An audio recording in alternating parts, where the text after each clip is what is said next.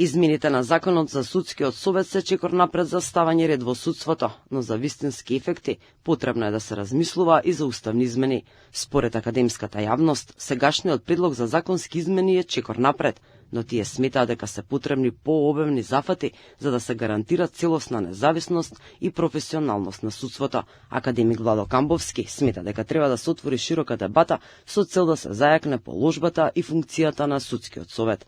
Сега во оваа фаза не е офатено со активностите и на Министерството за правда не е предмет на поширока дебата, но таа дебата треба што поскоро да се отвори. Значи, какви измени уште ни требаат и во самиот устав за да се зајакне позицијата на судскиот совет.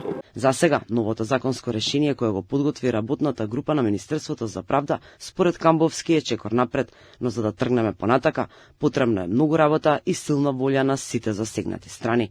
Денешната научно-стручна расправа на која присуствуваат членови на судскиот совет, универзитетски професори и судии, треба да донеса оценка дали измените на законот се усогласени со препораките на ЕУ.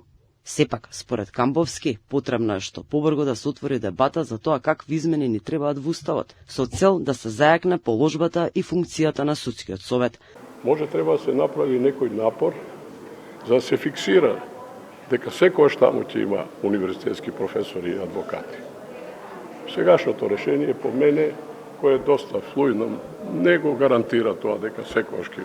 А зошто да има универзитетски професори, што е практика во овие судски совети во нашата околина, речеме, дури хрватскиот закон за судски совет предвидува дека задолжително има 20 професори кои ги бираат самите универзитети. Инаку, измените предвидуваат построги критериуми за избор на членови и судии, како и прецизни постапки за нивни евентуални разрешувања. Поимот истакнат правник останува, но заострени се критериумите. Новите кандидати треба да имаат 15 години работно искуство по положен правосуден испит или да се универзитетски професори со стаж од најмалку 7 години.